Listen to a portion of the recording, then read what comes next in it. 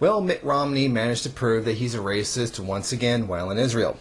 Now, he was just there, and while he was there, he noted the economic difference between Israel and Palestine and praised the economic successes of Israel while pointing out the desperate poverty of Palestine. Now, while he was doing so, he pointed out trying to say that Israel must be culturally superior because of their economic success. And that was the argument that he made. Now, this is what he actually said. I come here and I look out over the city and consider the accomplishments of the people of this nation. I recognize the power of at least culture and a few other things. As you come here and you see the GDP per capita, for instance, Israel, which is about $21,000, and compare that to the GDP per capita just across areas managed by the Palestinian Authority, which is more like $10,000 per capita, you notice such a drastically stark difference in economic vitality.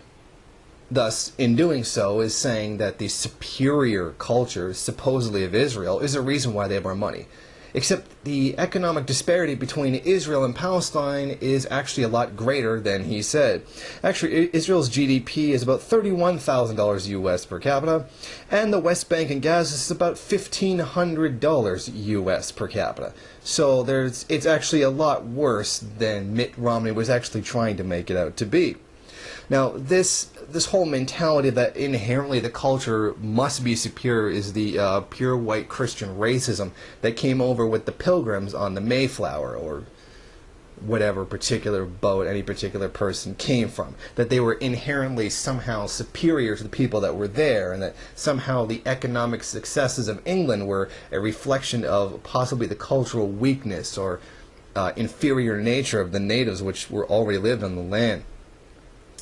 Now, trying to make this comparison that Israel is supposedly a better culture just because it has more money than Palestine is, well, completely ridiculous, and is not only in line with conservative ideology, it's also in line with libertarian ideology, and that is, well, just completely ignore the material conditions that actually exist. Now, he's not taking into account things like Palestinian homes being demolished by the Israeli Authority, the food blockage. Israel keeps putting blockades against food entering Palestine, the unending sanctions that are placed against Palestine, and routinely Palestinians that are murdered in the street by the Israeli Defense Force. And not to mention that you practically can't build a building in Palestine without Israeli authority. For example, you can't build a hospital without their permission. So the people who are bombing their hospitals, also the ones to give them permission to rebuild them. They're completely ignoring the actual material conditions that actually exist on the ground and use that as some kind of proof of the superiority of the culture of Israel. This is perfectly in line with the white Christian civilizer ideology, and from Mormonism, which believes that black people are inherently the slaves to white people. Now, also not taken into account here is the fact the amount of aid that Israel actually receives as compared to the paltry amount that actually comes into Palestine.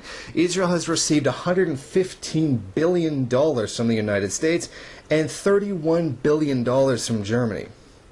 Now, this clearly demonstrates the lack of any understanding on the ground by which the world actually exists, and denies how countries actually develop. There's a very good book called The Wealth and Poverty of Nations. I can't remember the author right now, but it goes into explaining why certain countries develop and others didn't. For example, it took India as an example. If you were to consider the climate in India, basically during the day, in the midday sun, you generally didn't work outside because it was literally so hot that it was actually dangerous for you to actually be working. There's an old Indian saying that goes, only a madman or an Englishman goes out in the afternoon heat. And this was a tremendous contributing factor, being it just too hot, where it was actually dangerous for people to go out and work in the fields, as opposed to Europe, which had a more temperate climate. It was much more suitable and much nicer towards, the sustainability of, the human body while working.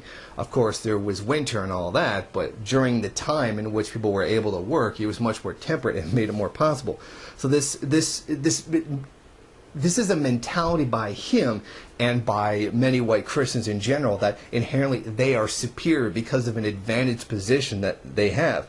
And this ties all in with the conservative and libertarian and even liberal ideology of America being ordained by God and accepting some kind of American exceptionalism from that they're so great, even though they're actually just coming from a position of intense privilege, and not to mention all the things that actually went into getting into that position, which were taken from other peoples, like the 120 million Native Americans that were murdered, or the 150 million Africans that were killed off in the slave trade to actually do so. This is a perfect example of the actual mentality of the Republican Party and of Mitt Romney himself.